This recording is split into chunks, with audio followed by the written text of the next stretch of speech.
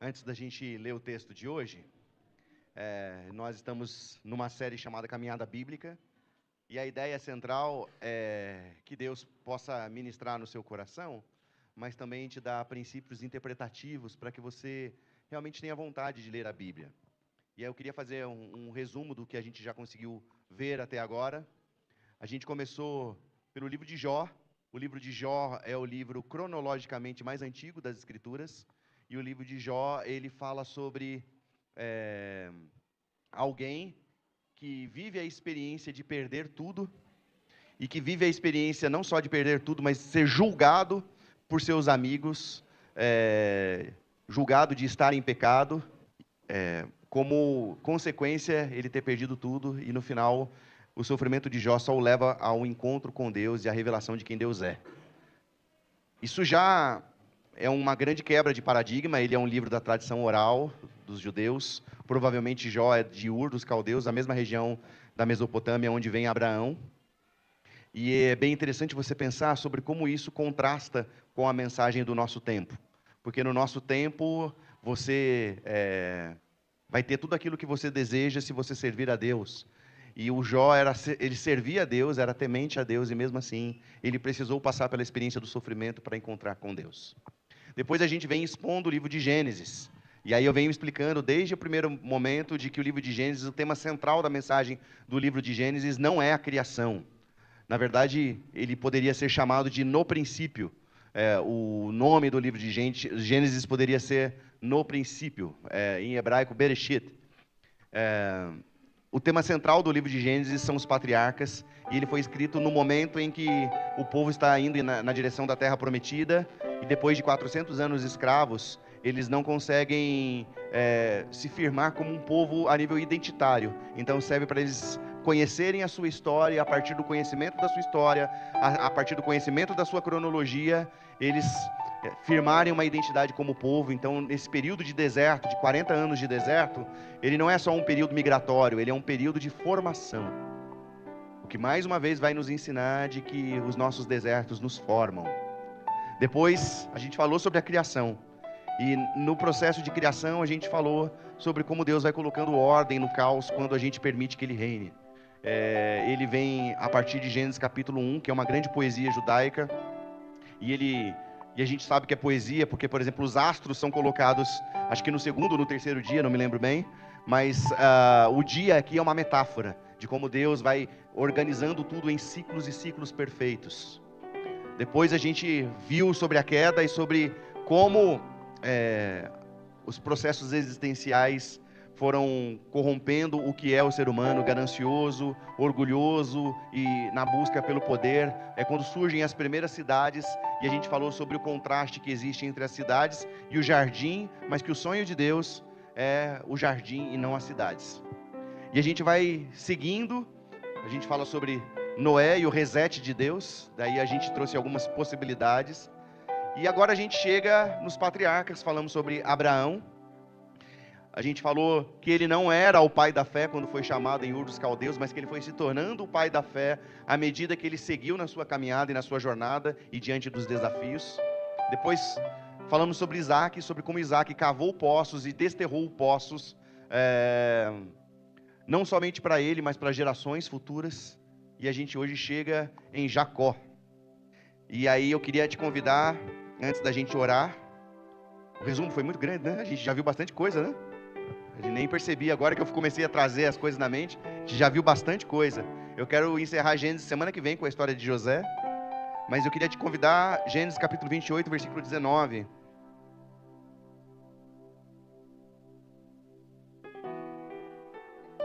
Gênesis capítulo 28, versículo 19.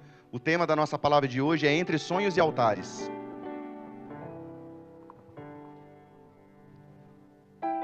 Chamou Jacó o nome daquele lugar Betel. Contudo, o nome daquela cidade antes era Luz. Chamou Jacó o nome daquele lugar Betel. Contudo, o nome daquela cidade antes era Luz. Senhor, que a gente essa manhã consiga ouvir a voz que vem do Senhor, a voz que vem do alto, e que a gente erga altares, e que a gente guarde no nosso coração as experiências que nós vamos tendo contigo, Pai. Em nome de Cristo Jesus. Amém. Amém. Quero que você imagine alguém que trabalha numa grande empresa, ou alguém detentor de uma grande empresa, mas alguém que foi evoluindo financeiramente ou construindo seus bens sempre com algum tipo de trapaça. Alguém que sonegava impostos, alguém que passava a perna nas outras pessoas como um jeito de se dar bem. Essa história não seria um absurdo para o nosso tempo de hoje, muito pelo contrário. Hoje quem trabalha em empresas sabe como a questão dessa disputa que chega a ser desigual, esse quê de malandragem, essa disputa, essa sede pelo poder, ela tem inundado principalmente esse cenário empresarial. Talvez não cenário empresarial, eu acho que a sociedade como um todo. O nosso desejo de vencer e, se necessário for, passar a perna no outro. Se você imaginar uma história como essa, você consegue fazer a leitura de quem era Jacó. Jacó é alguém que não aceita um não, ele sempre acha uma forma de se dar bem. A palavra Jacó, Yaakov, é aquele que agarra no calcanhar, porque a história bíblica diz que ele nasceu agarrado ao calcanhar do seu irmão. Havia uma profecia de que o mais novo subjugaria o mais velho, e aí você percebe Jacó como o segundo filho de um casal de gêmeos, mas como ele não era o primogênito, ele não tinha direito a algumas regalias de filho mais velho, mas mesmo assim, ele não aceita a sua condição. Mas Jacó também se tornou como um arquétipo de enganador, de gente que engana as outras pessoas a fim de receber vantagens. Esse é o espírito de Jacó, esse é o arquétipo de Jacó. Ele usurpa da primogenitura do seu irmão. Ele compra por um prato de lentilhas a primogenitura do seu irmão, o direito a ser irmão mais velho. Pois ele rompe com o seu próprio irmão, enganando o seu próprio pai. E ele foge para uma terra distante. Esse é Jacó, o enganador. Sabe que não é difícil de a gente encontrar Jacós por aqui. Não é difícil. Todos os dias eu me encontro com algum Jacó na minha vida. E às vezes eu me vejo como um Jacó. Eu percebo que enquanto Deus não nos quebra, o pior em ser Jacó é não depender de Deus e usar das suas próprias forças, inclusive das próprias artimanhas, para ter aquilo que quer. Jacó, do capítulo 25 ao 27, ele é esse enganador, que rouba a bênção do irmão, vende pratos de lentilhas, troca prato de lentilhas por primogenitura. Eu queria começar pensando quantas vezes o Senhor tem nos dado coisas preciosas para administrar, coisas importantes para cuidar, e quantas vezes a gente vende a nossa primogenitura por pratos de lentilhas. Fico pensando, por exemplo, sobre quantas pessoas dizem trabalhar tanto em nome da família, e em nome do trabalho, que é em nome da família, perdem a própria família. Fico pensando sobre quantas pessoas falam sobre o reino de Deus e a justiça do reino de Deus, mas que no seu cotidiano levam vidas duplas. Quantas pessoas vivem no espírito de adultério estando dentro da igreja. Quanta gente ambiciosa estando dentro da igreja.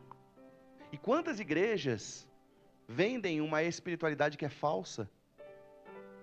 A gente tem sem número de pessoas decepcionadas com o Evangelho, em nome de promessas que Deus não nos fez. Ele não nos disse, tudo isso te darei se prostrado me adorares. Quem disse isso foi o próprio diabo.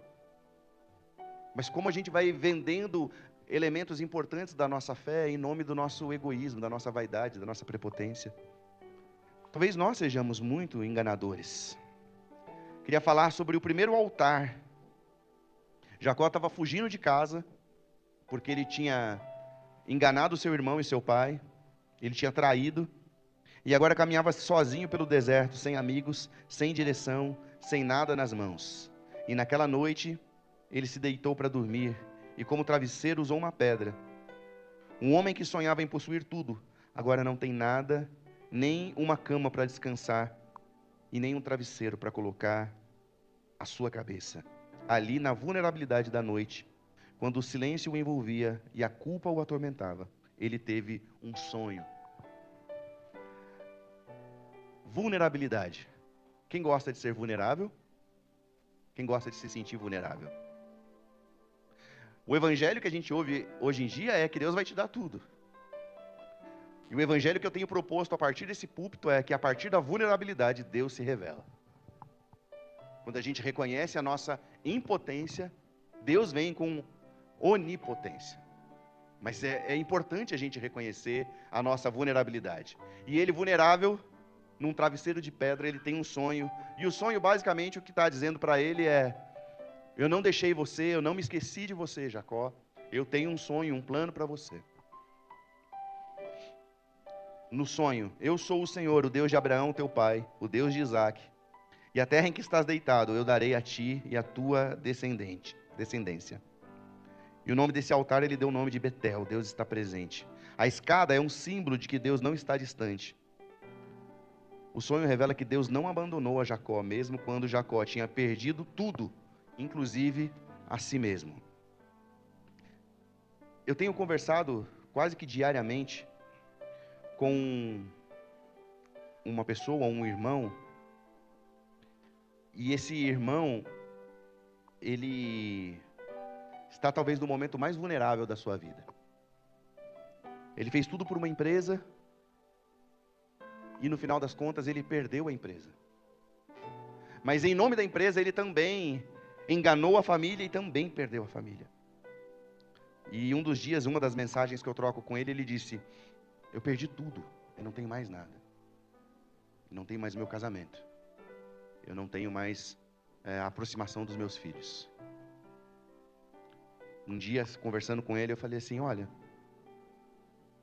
talvez a mudança da sua vida passe por um momento, seja mais fácil do que você acredita ser, mas talvez mais dolorido do que você possa compreender.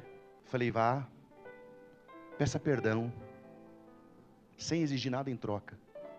Só peça perdão, se quebrante e deixa Deus ser Deus.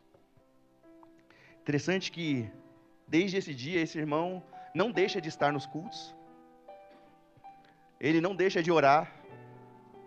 O semblante vem mudando. O semblante vem mudando. E talvez ele esteja pensando assim: estou no momento mais vulnerável da minha vida. E eu queria dizer para esse irmão que esse momento mais vulnerável da vida dele talvez seja o momento mais frutífero da vida dele. Talvez seja o momento em que Deus se revela a ele com uma escada que desce do céu. Na sua vulnerabilidade diz: agora você está pronto. Antes você não estava, porque a sua esperança estava na sua empresa. Antes você não estava, porque a sua esperança estava na sua própria capacidade de resolver os seus problemas. Mas agora que você está vulnerável, você está pronto para aquilo que eu tenho para fazer na sua vida. Agora, quer estar vulnerável? Tem uma outra irmã muito querida, que eu amo demais, que viveu a vida inteira na igreja, mas não conhecia Deus de verdade. Um dia perde seu pai, vive a experiência do luto, chega quebrada ao meu gabinete, e hoje não sai da igreja. A vulnerabilidade trouxe ela de volta. O quebrantamento. Talvez a minha esperança estivesse no meu pai, e agora eu não tenho mais a presença do meu pai. E agora eu só posso contar com o pai que é do céu. Mas aí o coração se enche de amor, e ela entende que o pai do céu é muito maior do que todos os pais que ela poderia ter. É o pai que ama, que cuida. Poderia dizer mais. Um outro amigo, um dia dirigindo, sofre um acidente gravíssimo, perde a mãe com câncer. E no momento de vulnerabilidade, Deus começa a fazer restauração. cura, libertação. Todas essas histórias que eu estou contando, não só são reais, mas são histórias de pessoas que estão aqui presentes. E aí eu vou olhando aqui para o auditório e vou me lembrando de mais histórias. Outro dia, trocando foto com uma irmã muito querida aqui, ela chegou ao meu gabinete, sou casado com a Mayra há 14, há uns 10, 12 anos atrás, não podia ter filhos. Estava no momento de vulnerabilidade, impotência. Mal sabia ela que era só se quebrantar diante de Deus. E hoje tem tanto filho que eu tenho até dó de quanto filho ela tem. É que a gente não quer ser vulnerável, gente. No fundo, a gente é igual o Jacó, a gente é enganador, a gente quer resolver a nossa vida, e quer resolver a nossa vida do nosso jeito, cara. E o nosso jeito é um jeito presepeiro. É enganoso, não é só aos outros, é enganoso aos nossos próprios olhos. É onde a gente coloca a nossa esperança, é onde a gente coloca o nosso coração. A gente acha que a gente pode resolver os nossos problemas do nosso jeito. E aí chega Peniel. Peniel é o lugar da luta com Deus, Gênesis capítulo 32, versículo 22 em diante.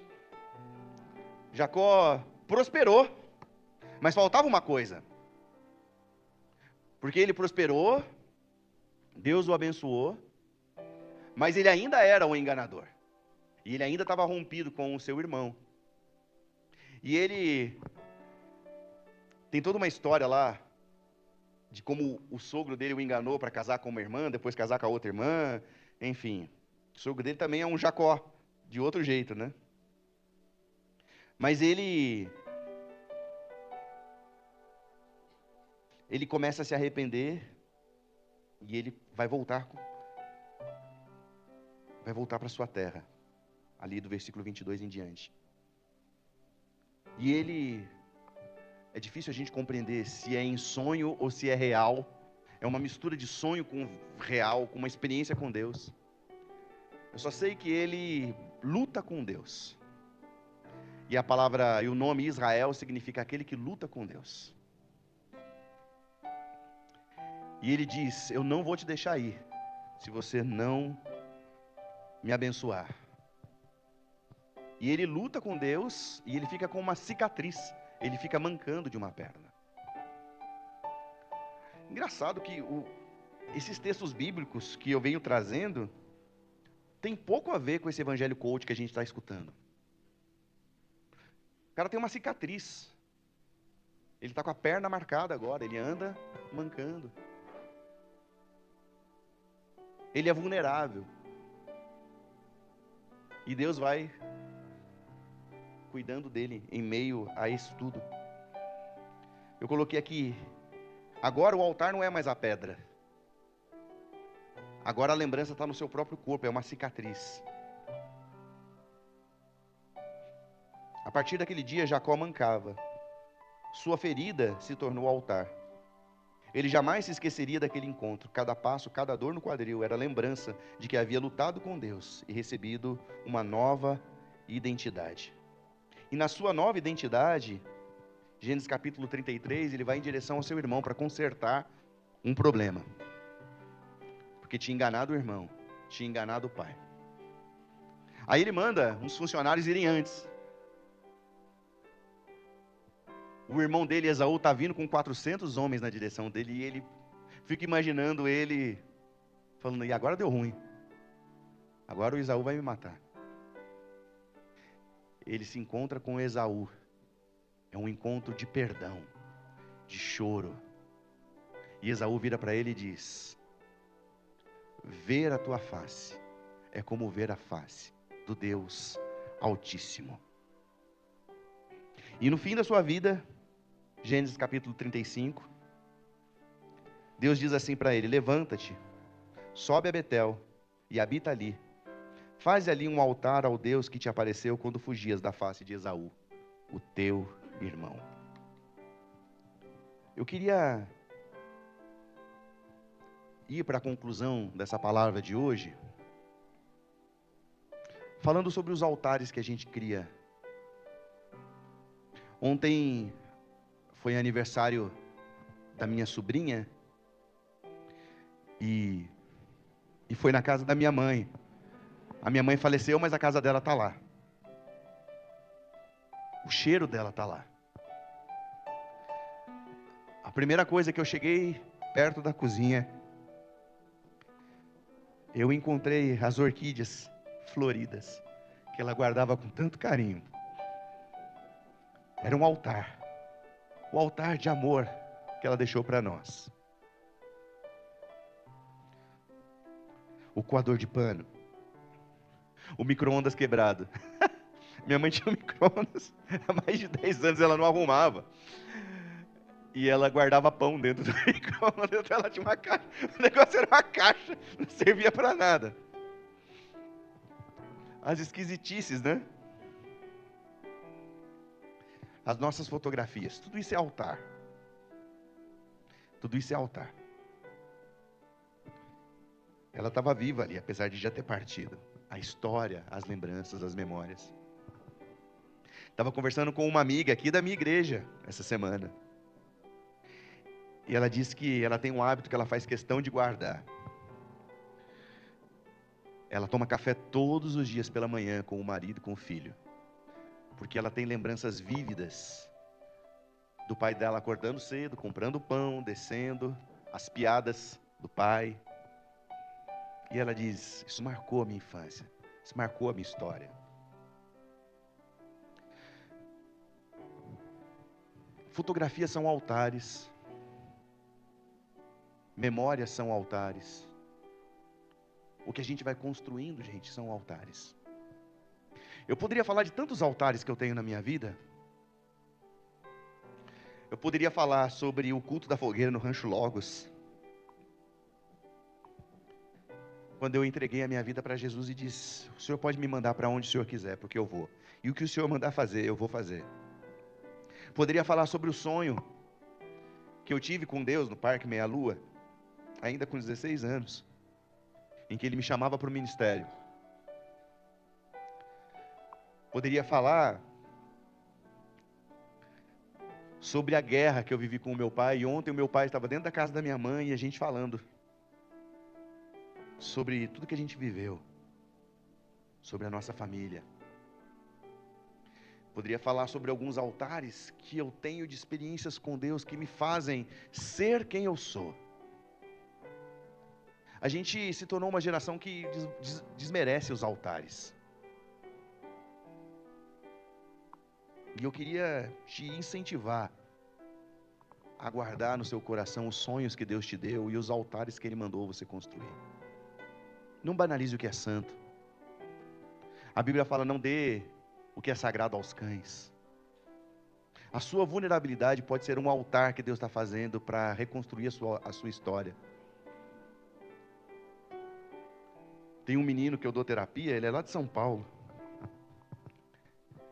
E ele, se lembrando de algumas histórias na vida dele, que fizeram com que ele chegasse onde ele chegou hoje, eu falei assim, cara,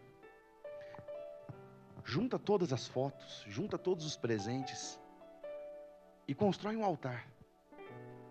Esse altar não substitui Deus. Esse altar te faz lembrar quem Deus é.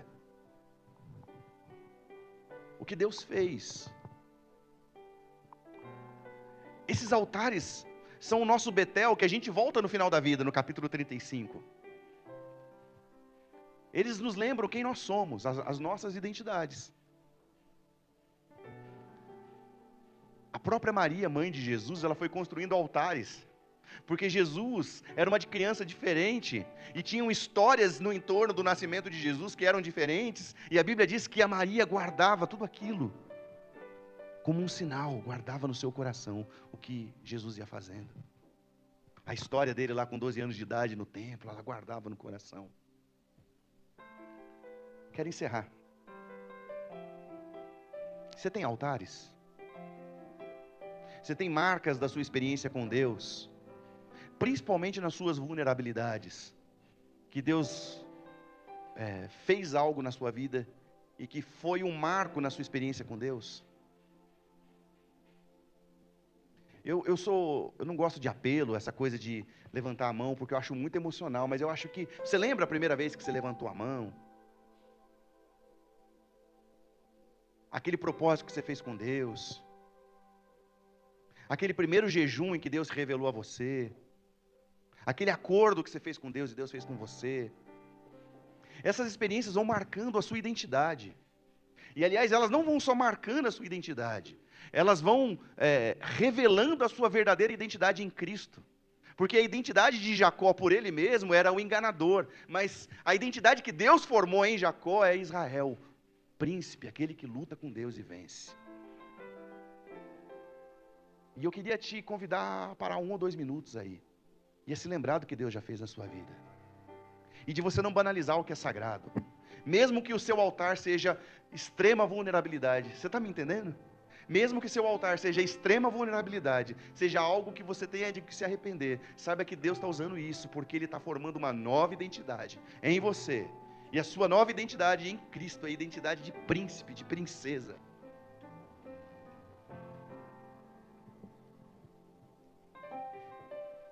Essa igreja marca uma nova fase na minha identidade, sabe? Não com menos dores do que é o ministério pastoral, mas me vem uma satisfação de andar com vocês e saber que o que a gente está construindo juntos. Então vamos fazer isso. Pensa aí nas experiências que você tem com Deus. Feche teus olhos, conversa com Deus.